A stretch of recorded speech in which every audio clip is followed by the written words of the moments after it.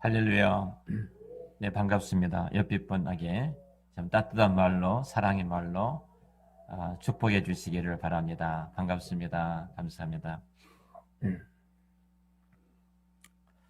지난 금요일 날 저희 교회가 붕어빵 전도를 했습니다.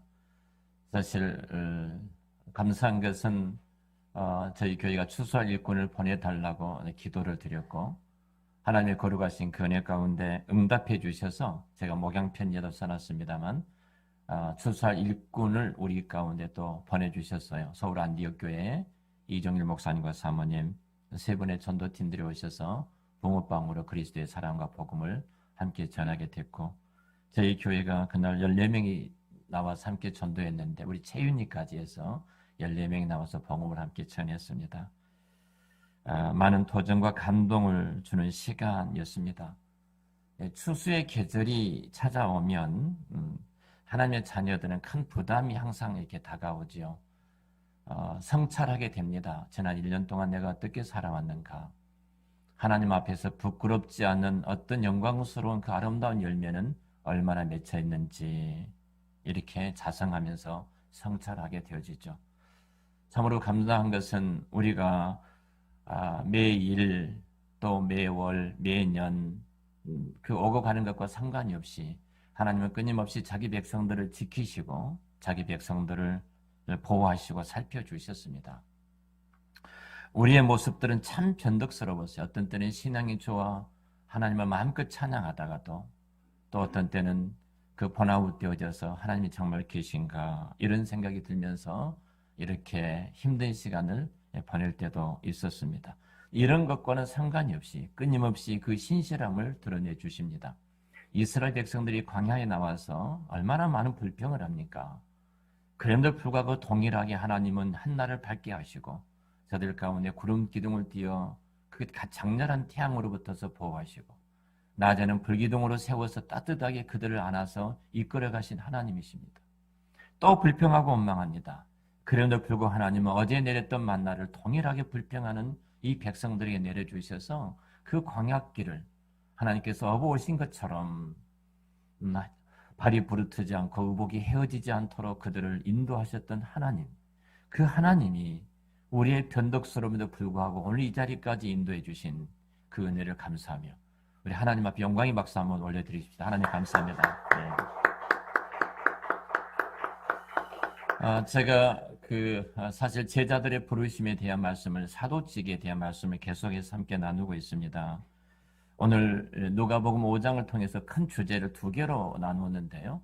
그 중에 하나가 이 주제가 첫 번째 주제가 우리가 어떤 상태에서 우리가 구원을 받았는가, 내가 누구였는지 또 내가 어떤 상태에서 구원을 받았는지, 우리 하나님께서 예수 그리스도로 말미암아 우리가 구원해 주셨던 구원의 그 자리가 어떤 자리인지 이 부분이 한 주제이고요. 또 한 주제는 그렇다면 부름받은 어부로서의 이 땅의 그리스도인으로서 어떤 소명을 가지고 살아가야 될지 이 두 가지 주제입니다. 그래서 오늘 앞에 전반부 주제를 갖고 말씀을 드리고 다음 주에는 후반부 주제를 가지고 말씀을 드리려고 합니다. 오늘 주님께서 이 일을 행하셨던 그 현장은 어디냐면요. 갈릴리 호수, 갈릴리 바다가 있습니다. 갈릴리 바다 제북단에 항구가 있는데 그것이 가버나움이라는 항구에서 오늘 이 사건이 전개되고 있어요. 이 가버나움은 백부장의 하인을 예수님이 고쳐주신 것이고 왕의 신하를 고쳐주신 것이고 베드로 장모가 열병으로 죽어갈 때 그 장모를 고쳐주신 것이고 38년 동안 중풍병으로 누워있던 자를 고쳐주신 장소가 이 가버나움입니다. 대단한 많은 기적을 행하셨죠. 세리마태를 부르신 곳이 가버나움이고요. 오병이어를 기적을 행하시고 그곳에서 생명의 떡이신 예수님 당신 자신을 이렇게 말씀하신 것이 가버나움입니다. 예수님의 전 사역의 가장 핵심적인 많은 일들을 가버나움에서 행하셨어요. 그렇다면 가버나움에서 지금 제자들과 말씀을 나누면서 이 오늘 본문이 전개되고 있는데 가버나움이 어떤 곳이길래 이렇게 주님이 이곳에서 집중적인 예수님의 사역을 펼쳐나가셨을까? 하나님께서 저를 부르셔서 어제 오셨던 목사님 물으시더라고요. 제가 일부 예배도 철없는 목사라 하겠습니다. 어제 5시 와서 8시 넘어서 갔어요. 그러니까 토요일 날 본인 목회에 대한 한 아픈 이야기를 하시는데 제가 거절하지 못하고 다 듣고 있었어요. 집사람이 집에 갔더니 하는 말이, 여보, 당신은 좀 거절할 줄 알아야 돼. 근데 그 아픔을 갖고 토요일 날 찾아와서 말씀하신 목사님을 어떻게 거절할 수 있겠습니까? 다 그 목사님이 아픈 이야기를 다 들었어요. 목회 현장이 어떻든, 장소가 어떻든, 등등등 말씀을 나누죠. 제가 개척했던 것을 말을 했습니다. 장소가 문제가 아닙니다. 저도 참 힘든 목회를 하면서 여기까지 왔는데, 거여동이라는 철거민들이 사는 동네에 내가 목회를 했는데, 이 빈민들이었습니다. 근데 이곳에서 목회한 것이 정말 힘들었고, 양육하고 훈련했던데, 이 자리에 앉아 계신 분도 계시죠. 훈련했으면은 일산으로 이사 가고, 또 분당으로 이사 가시고 등등으로 유일한 꿈이 아파트 하나 장만해서, 그리고 빨리 이곳을 아이들 교육에서 벗어난 것이 교육의 효과가 좋다.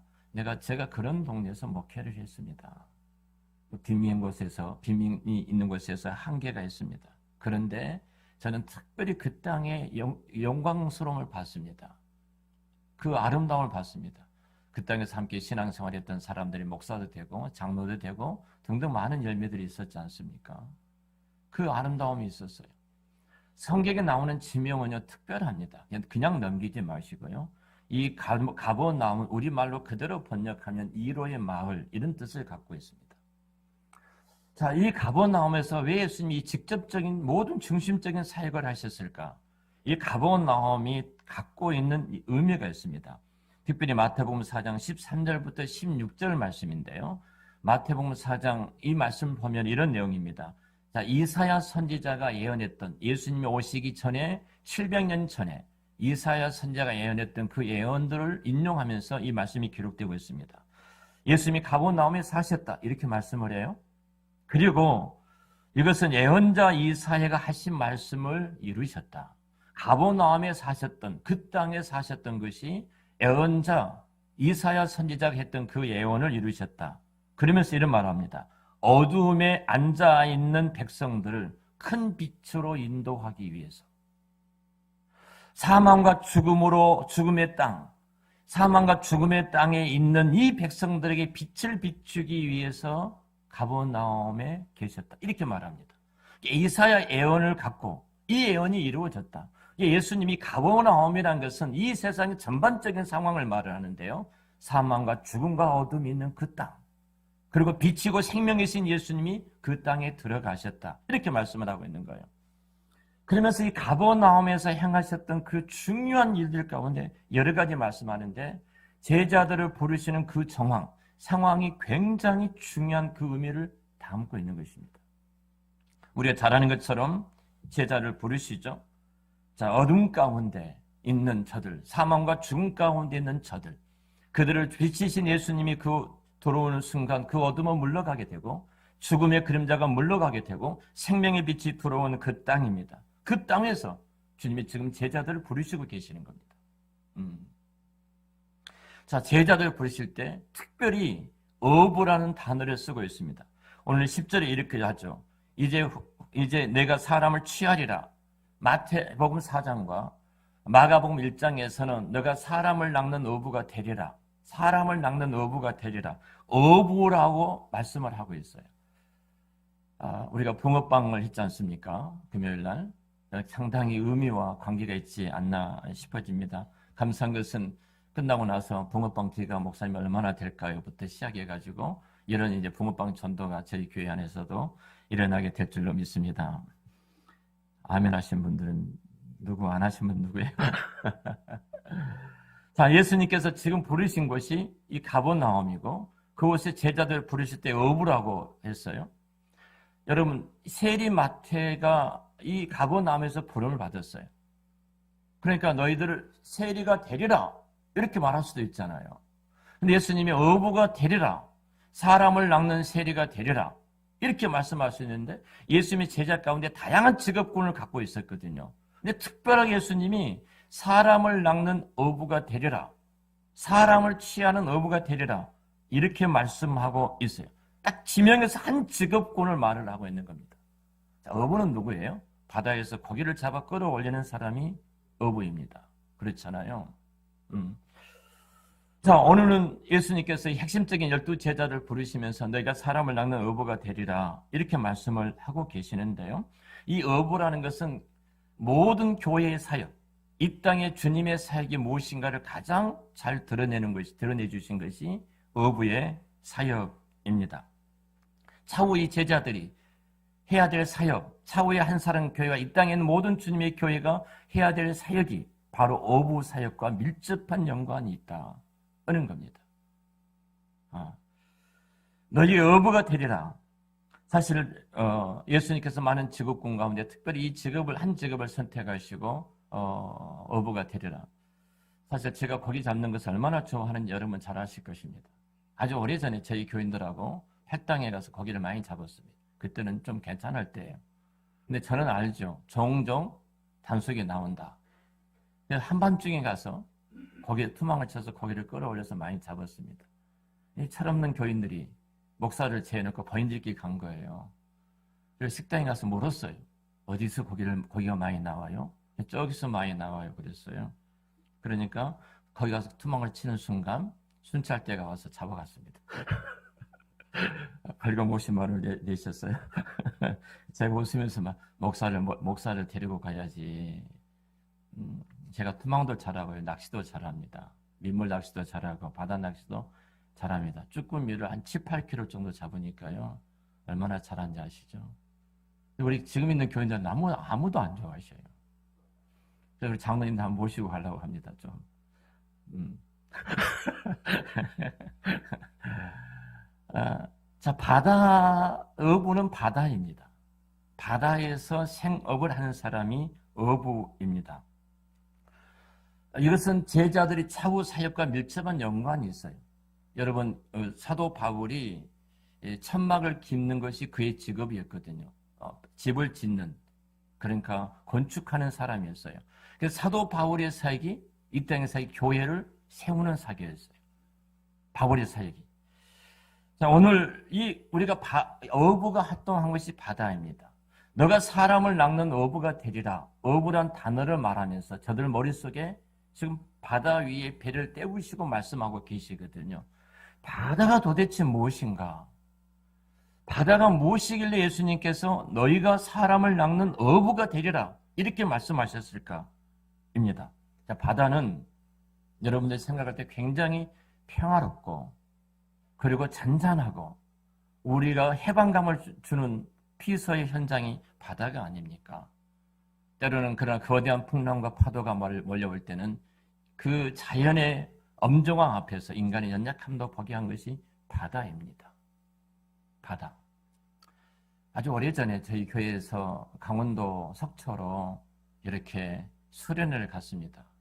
수련회를 갔는데 그때 우리 이전 장로님 조카 이엘이 이렇게 어린 꼬맹이 때 지금 뉴질랜드 오클랜드에서 의학을 공부하고 있는데 의대를 다니고 있는데 이 친구가 물에 빠져서 허우적거릴 때 어떻든 목사가 그 현장을 보고 저도 수영을 못해요. 삼촌은 구조 자격증도 있어요. 그럼 삼촌이 뛰어 들어가야 되는데 못 보셨는지 안 본 척 하시는지 잘 모르겠습니다. 제가 가서 수영도 못한 제가 목사가 뭐 하겠습니까?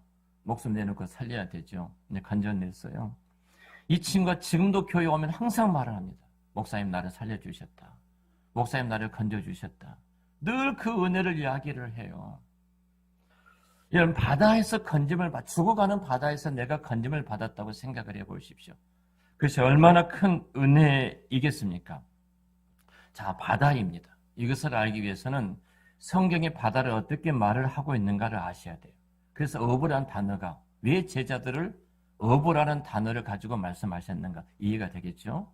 출애굽기 20장 4절에 보면은 세계 구조를 성경은 말을 합니다. 온 세계 구조를 말하는데요. 우리는 일반적으로 세상에서 과학자들이 말하는 구조가 있습니다. 대기권이 있고 또 이렇게 성층권이 있고 열기권이 있고 등등등 쭉 이야기하잖아요. 근데 성경은 세 가지로 말을 합니다. 위로는 하늘이 있고 아래로는 땅이 있고 땅 아래는 바다가 있다. 출애굽기 그렇게 말씀하셔요.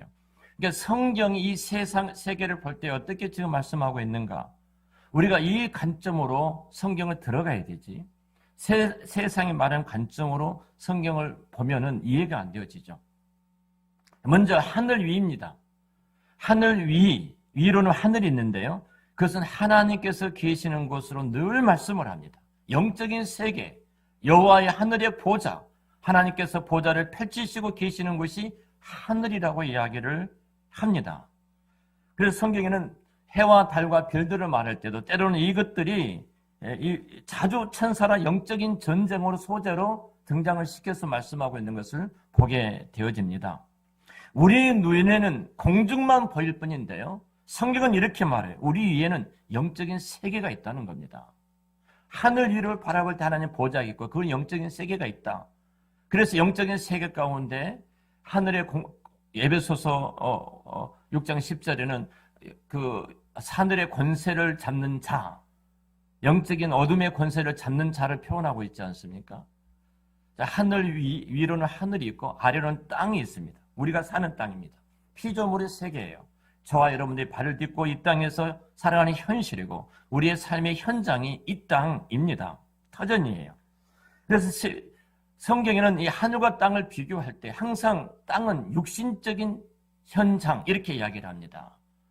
그래서 이 땅에 우리가 발을 딛고 살아가지만 끊임없이 위에 계신 하나님을 바라보고 하나님을 찾으라고 말씀을 하고 계시죠. 그리고 그 아래 땅에는 바로 물이 있는데 바다라고 성경은 이야기를 합니다. 자, 이것을 성경이 어떻게 말을 하는가예요. 귀신들이 거하는 처소, 음부라고 이야기를 합니다. 음부라고 이야기해요. 땅 아래의 물이 아니라 오히려 물 밑에 대륙이 과학적으로 있겠지만 성경의 세계화는 땅이 물 위에 떠 있다고 말을 해요. 물 위에 떠 있습니다. 그리고 땅 아래쪽에 깊은 바다가 있는데 깊은 바다가 어떤 것인가? 성경이 이 바다의 성격이 무엇인가를 말씀을 하고 있는데요. 그 바다는 공허하고 혼돈하고 음부라고 말합니다. 수월이라고 말합니다. 우리가 잘 아는 요나서 2장 2절에 보면은 그가 불순종함으로 바다에 던져지게 되어지고 한 큰 물고기가 그를 삼키게 되어지잖아요. 내가 지옥에 떨어졌다고 말을 합니다. 수월에 내려갔다. 지옥이라고 표현을 하고 있습니다. 하나님께서 나를 바다에 던지셨는데 불순종한 나를, 그런데 그 던져졌던 것이 내가 지옥으로 지금 떨어졌다. 이사야 57장이나 욥기 38장이나 예레미야 5장에도 동일하게 바다는 흉흉하고 몰아치는 어둠의 영, 바다를 영으로 라합으로 그리고 리워야단이라는 귀신의 머리로 왕으로 이런 괴물들이 살고 있는 것이 바다다. 이렇게 말씀을 합니다.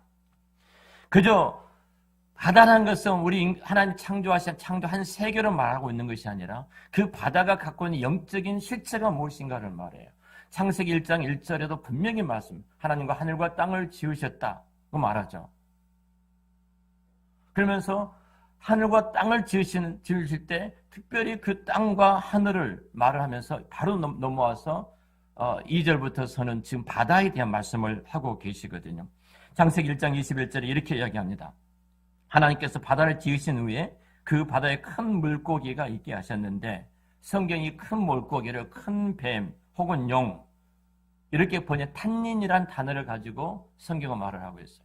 그러니까 창세기 1장의 생각에 의하면은 말씀에 의하면은 바닷속에 흑암의 제왕이 영이 살고 있는 것이 바다다. 이렇게 말씀합니다. 시편 74편 13절에도 주께서 주의 능력으로 바다를 나누시고 물 가운데 영들의 머리를 깨뜨리셨다. 74편에 지금 바다는 혼돈한 장소고 영들이 살고 있는 장소예요. 어둠의 영이 있는 장소예요. 하나님께서 그곳에 있는 죽어가는 영혼들을 구속하기 위해서 영을 죽이시고 악의 근원인 그 영을 근거지를 깨뜨리시고 그들을 건져내셨다고 말합니다. 욥기 26장 12절에도 능력으로 바다를 정복하시고 지혜로 라합을 쳐 부수셨다. 하나님 그 능력으로 바다를 정복하셨어요. 그리고 하나님께 지혜, 그 지혜는 예수 그리스도이시죠. 욥기가 말한 지혜는 예수 그리스도예요. 자기 백성을 구원하시기 위해서 하늘의 영광을 버리시고 친히 우리 인간의 죄를 짊어지고 십자가에 죽으신 하나님의 지혜, 그 지혜로 라합을 쳐부수셨다. 자, 우리가 어디로부터서 어떻게 구원을 받았는가? 이 부분을 성경은 끊임없이 지금 말씀하고 있거든요. 시편 89편 9절 10절에도 주께서 바다의 흉흉함을 다스리시며 그 파도가 일어날 때에 평정케 하시나이다. 주께서 라합을 살육당한 자와 같이 파쇄하시고 주의 온수를 주의 능력의 팔로 흩으셨다. 바로 이 말씀이죠. 하나님의 구속은 바다의 흉흉함을 다스리시고 라합 그 영을 증이시고 그곳으로부터서 죽어가는 자기 백성들을 건져내셨다. 이렇게 말씀을 합니다. 이사야 27장 1절 말씀에도 그날의 여호와께서 그 견고하고 크고 강한 칼로 날랜 뱀 리워야단 곧 꼬불꼬불한 뱀 리워야단을 벌하시며 바다에 있는 영을 죽이시리라. 지금 이 말씀이에요. 바다에 있는 영, 바다가 무엇인가 성경이 악이 지배하는 사단이 지배하는 사단의 왕이 지배하는 영이 있는 그 어둠의 세상, 그것은 바로 지옥과 수월로 떨어지는 어둠의 세상을 성경은 이야기를 하고 있습니다. 성경이 말하는 이 바다는 음부입니다. 성경이 말하는 이것은 혼돈입니다. 그리고 어둠과 사단이 지배하는 어둠의 영이 존재하는 것이 이 바다입니다. 자, 그 바다예요. 그래서 다니엘서 7장에 보면은 네 마리 짐승이 그 바다 위에서 올라오더라 이렇게 말씀하고 있고요. 요한계시록 13장에서도 아들 예수 그리스도를 삼키려 하는 짐승이 나오는 곳이 그 바다였습니다. 바다에서 한 짐승이 나오는데 뿔이 10이요 머리가 7이라 그 뿔에는 한 10면류관이 있고 그 머리에는 참남된 이름이 있더라. 자, 계시록에서는 바다에서 악이 나오고 그 악이 바로 아들 예수 그리스도를 삼키려고 하더라고 말합니다. 그래서 성경은 하나님께서 이 바다를 하나님의 권능으로 그 힘으로 무찌르시고 자기 백성을 구원하는 것으로 이 바다를 지금 이야기하고 있습니다. 자, 그렇다면 정리해보죠. 이스라엘 백성들이 애굽 땅을 나와서 바로와 바로 군대가 죽이게 올 때 그들 앞을 가로막고 있는 것이 바다였습니다. 그 바다였어요. 그들은 바다 앞에서 죽을 수밖에 없는 그 위기에 직면했을 때 하나님께서 그 능력과 권능으로 바다를 가르시고 자기 백성을 건너도록 그리고 생명을 구원해 주셨습니다. 자, 이 말씀을 바다를 그 가리심으로 그것을 악의 세력을 깨뜨리시고 이렇게 성경은 기록되어 있어요. 이사야 51장 9절 10절 말씀 보면은 홍해를 건넌 이를 영을 바다의 세력을 이긴 이라고 말씀하고 있는데요. 여호와의 팔이여 깨소서 능력을 베푸소서 옛날 이 시대에 깨신 것 같이 하소서 라합을 점이시고 용을 찌르신 이가 어찌 주가 아니시며 바다를 넓고 깊은 물을 말리시고 바다 깊은 곳에서 길을 내어 구속 얻는 자들을 건져내게 하신 이가 어찌 주가 아니십니까? 홍해를 가르신 이 사건이 주님께서 행하셨는데 단지 물을 가르신 것이 아니라 어둠의 영을 깨뜨리시고 자기 백성을 건져내셨다 이렇게 말씀하고 있어요. 자, 정리해 보겠습니다. 우리 예수님은 누구신가요? 예수님은 바다 위를 걸으셨습니다. 그 발로 바다를 밟으셨습니다. 능력의 주님, 천지를 창조하신 창조자라서 주님의 능력만 드러내는 것이 아니라 바다를 밟으시고 명하셔서 바다를 잔잔케 하시고 바다가 꼼짝하지 못하도록 굴복하게 하셨던 주님은 그 어둠의 세력을 깨뜨리시고 자기 백성을 구원하신 주님으로서의 계시를 해주고 계시는 겁니다. 자, 이곳에서 지금 행하신 일이 뭐예요? 자, 배들을 띄우게 하시고 제자들을 가르치셨습니다. 그리고 제자들을 부르신 이후에 이렇게 말씀하신 게 많은 직업군이 있었는데 특별히 어부라는 직업을 말씀하십니다. 너희는 이제는 사람을 낚는 어부가 되리라. 이렇게 말씀하셨어요. 무슨 말이에요? 이 세상에 주관하는 사단과 마귀가 지배하는 이 어둠 세상에 주관하는 이 모든 영혼들을 바로 구원해내라. 이게 사도직이고 이 사도직이 오늘날 주께서 교회에 맡겨주셨던 사명이기도 합니다. 자, 우리가 어디로부터서 구원을 받았습니까? 우리는 이 바다, 그 어둠과 흑암이 지배하는 용의 리워야단, 귀신의 머리가 지배하는 그 수월 속에 있었던 우리들을 주께서 우리를 건져내 주셨어요. 내가 하나님의 은혜가 무엇인가? 제가 우리 이 예리에 대해서 이야기를 했습니다만, 우리 에리가 그 바다에서 그 허우적거릴 때, 바닷물을 마시고 숨이 막혀갈 때 냈던 것 때문에 평생을 잊지 못하고 고마워하고 감사한 것처럼, 여러분, 우리가 어디로부터서 건짐을 받았습니까? 사망과 죄로부터서 영원히 죽을 수밖에 없는 우리들이고, 마귀의 종이 되어서 우리는 그렇게 끌려가다가 마지막에 아무런 의미 없이 살다가 지옥에 떨어질 수밖에 없는 우리들이요. 그 지옥은 뜨거운 불과 고더기가 가득한 상상도 할 수 없는 그 어둠 속에 살아갈 수밖에 없는 우리들을 건져내신 장소가 바로 그 바다입니다. 여러분, 우리가 어떤 누구였습니까? 제가 에레미야서를 통해서 말씀을 드리셨던 것처럼, 여러분, 우리들은 이 땅에 한 아이가 태어났습니다. 한 아이가 태어났는데 이 어머니가 그 황망한 광야에 찬바람이 불고 맹수가 드글드글 곳에 태어나자마자 그 핏덩어리를 버렸습니다. 누구도 돌아보는 사람이 없이, 누구도 관심이 없는 사람이 없이 버려진 그 아이들, 수많은 맹수들이, 수많은 짐승들이, 수많은 자연이 이 아이를 죽일 수밖에 없는 그곳에서 한 사람이 달려가 그를 씻겨주고 옷을 입혀주고 젖을 먹여주고 그리고 그를 자녀로 삼아서 그 백성 삼아주셨던 그분이 우리예요. 내가 어디로부터서 건짐을 받은 하나님의 자녀가 됐는가? 내가 어디에서 있었는가를 분명하게 알지 못하면 우린 주님의 은혜가 안 보입니다. 여러분, 지금 성경 일독 가운데 누가복음을 읽고 계실 것입니다. 누가복음 가운데 7장 8절입니다. 7장과 8절입니다. 오늘은 그 가운데 이런 말씀이 나옵니다. 정말로 막달라 마리아라는 귀신 들렸던 버림받은 귀신 지배했던 한 불행한 여인이 주님의 은혜로 고침을 받게 되지요. 그 은혜가 늘 감사했습니다. 하루는 주님을 만나게 됩니다. 그가 갖고 있었던 300대라는 모든 그 향료 옥합을 가져가서 깨뜨리고 예수님 몸에 붓고 자기 머리카락으로 발을 씻습니다. 제자들이 난리가 났죠. 근데 주님이 이렇게 말합니다. 죄가 더한 곳에 은혜가 더하다. 무슨 말이에요? 내가 얼마나 비참한 존재였는데, 내가 그곳에 건져받는 은혜가 얼마나 큰데, 그 은혜를 아는 자의 행위다고 말을 합니다. 그리고 이 여인이 행한 것이 예수님의 십자가 복음이 전해지는 곳마다 그 아름다운 향기가 풍겨질 것이다.